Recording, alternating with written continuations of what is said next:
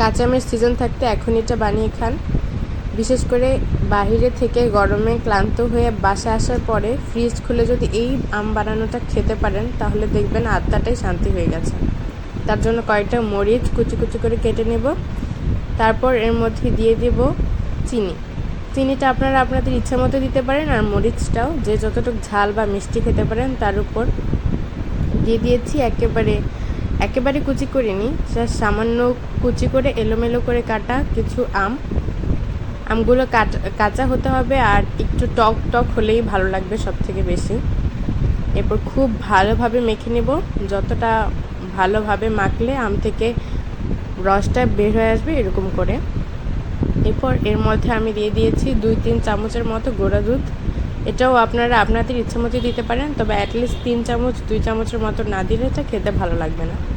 তারপর এটাকে আবার মেখে এবার কিছুক্ষণ ফ্রিজে রেখে দিতে